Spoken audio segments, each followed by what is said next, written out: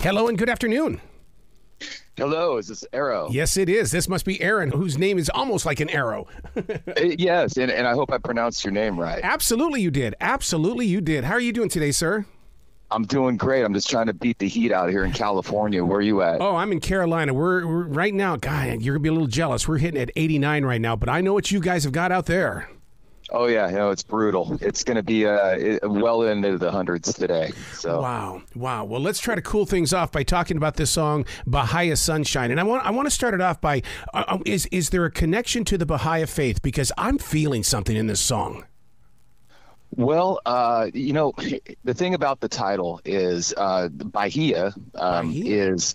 Yeah, it was a little girl that I knew when I was like 5 years old. She used to live down the street from me, and her name was Bahia. And I always loved the name, thought it was really pretty. And I just tagged the word sunshine at the end just to kind of give it a little visibility of, like a imagery, I guess, So that's where the title came from. It just was a name that I liked. And then I discovered that it was an actual place in Brazil. Yeah. And didn't know that, but I didn't know that there was a Bahia faith as well. So I'm learning all these things about this title that I really knew nothing about. Well, cool. I looked up the word, and its whole entire definition is about togetherness, unity, no judgment, all people welcome. Well, then that just gives it a whole new meaning, doesn't it? Oh yeah, especially when you're talking about the sunshine, and so that's why my interpretation right away was, I totally get what this song is about. All right, then. Well, that's the beauty of music, man, is you can really just kind of, take it for how it hits you, and that's the meaning to you, So that's the beauty of it. Bringing the song together, it's got such a global approach to it. In other words, it could fit into any country at any time and be welcomed. You think? I hope so. Yeah, I feel it. I feel it. Most artists, when they, I would imagine when you're writing a song, you're not thinking of anything but just, you're in the moment and trying to create something that you can live with and be proud of and hopefully want to share with people. And then when it comes out in the end, when I hear things like that, like what you just mentioned, it just makes it all worth it, man. That's cool. Yeah, because it's one of those songs that, 10, 15 years from now, maybe even 20 years, people are still they're going to go Amazon and look for your name, and that song's going to come up, and it's going to put them in that new place. Yeah. That's cool. You're making my day right now.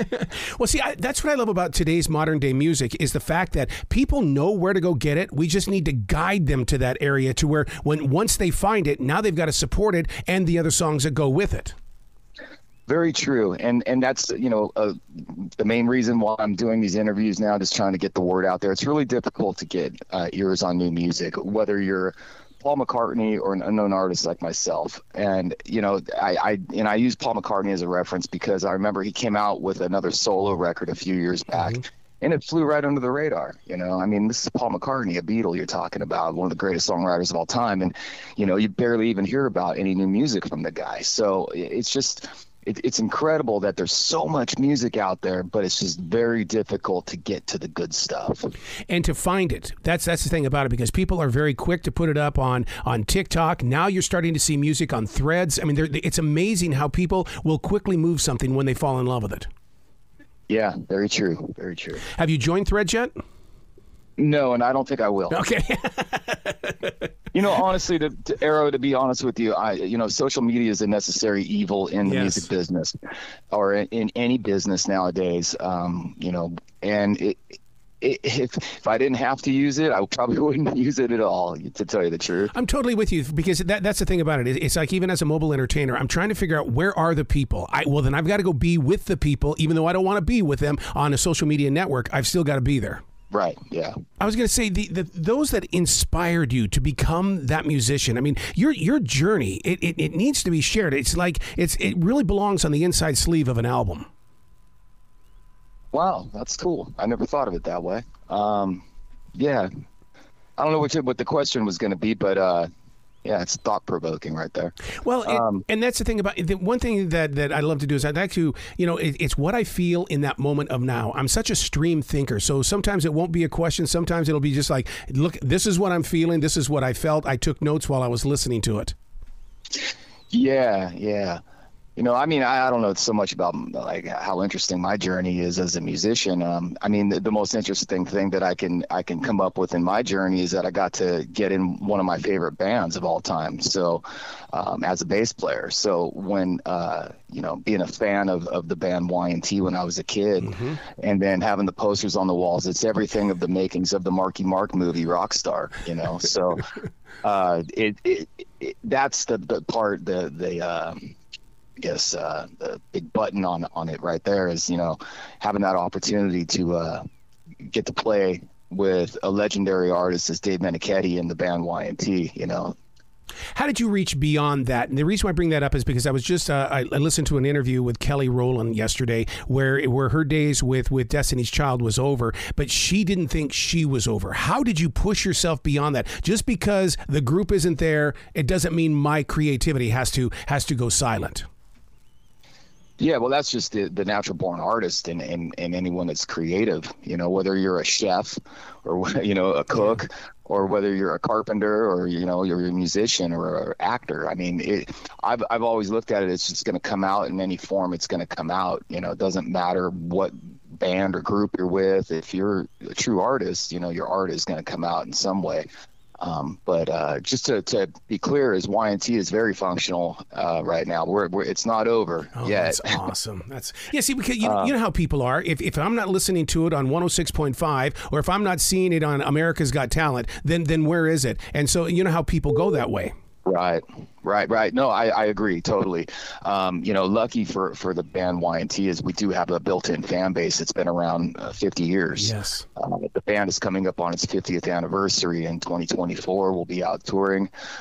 We will be, just doing everything we can to really ram it home with the 50th anniversary thing, and then see what comes out after that. But it's still functioning, still moving. In fact, we're playing this weekend. We're doing the 21st, 22nd, 23rd down in Southern California, doing a little run of dates down there, and then we're looking at some world travels, Japan, UK, Europe, things like that in 24. So going to stay busy with that. But back to the solo music is, when I do have downtime, which there has been quite a bit of it ever since the pandemic stuff, still trying to move forward into, normal touring schedules. But, I find myself at points within the year or whatever that I just start rattling off a bunch of songs and writing and, recording. And, and that's what led to Bahia Sunshine was, I had the song sitting around for a little while in my head, had a little demo of it from way back. And I just sort of thought, maybe this is the right time for this song to emerge.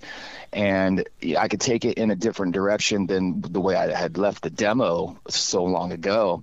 And I rewrote all the lyrics. I kept the chorus section, but I did rewrite all the verse sections. And so the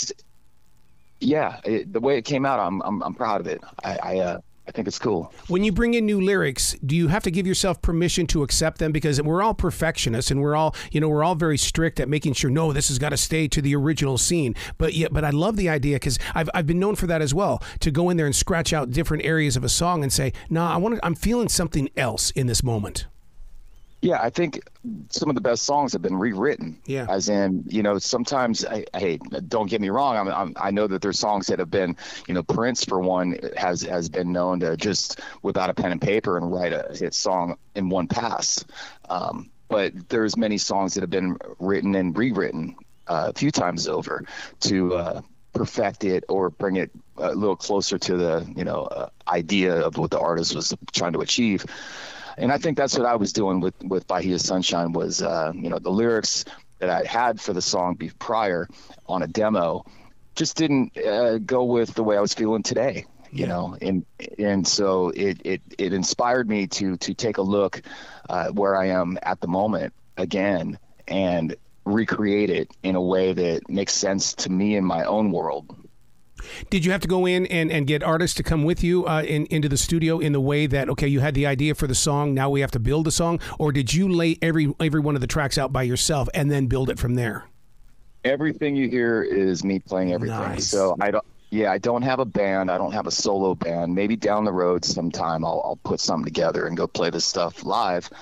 I would love that opportunity. I just don't know when the time will permit to do that. But yeah, so all the instrumentation, everything, all the production, mixing, everything, I'm a kind of a, take it on myself, which it's a double-edged sword, when you think about it, because it is great to bounce off of other artists and other people in the room. But when you don't have that opportunity to, hey, what do you think of this? It's kind of like you just got to trust your gut instinct and just kind of just roll with it, Yeah. Very Paul McCartney of you right there, because, I remember when Paul McCartney's first solo album came out, and those of us on the radio were talking about that Paul did all this work, and you're going, what? Are you kidding me? Yeah, incredible.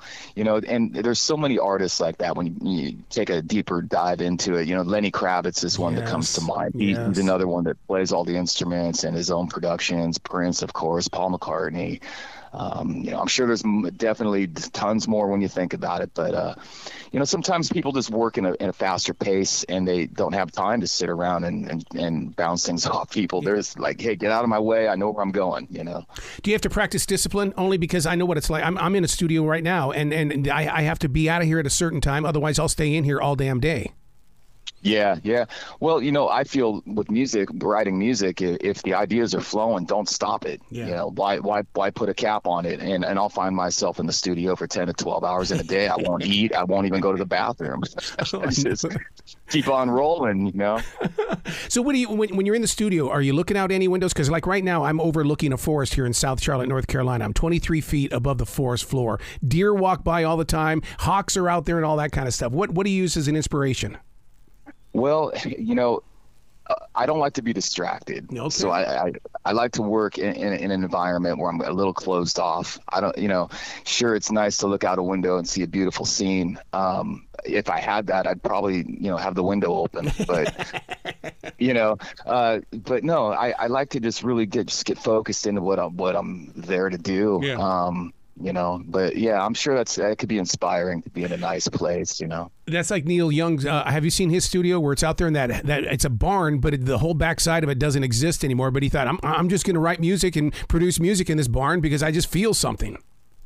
Yeah. Well, if that's the where you feel it, I've always said it's like having your antenna up, when you've got the antenna up and you're receiving stuff, go with it, roll with it. So it sounds like that's what Neil did there. Yeah. Is there a certain place that you've traveled to in all your years in the way of going, okay, I know I'm going back to this city and I know that when I go there and I sit in this place, something's going to come to me?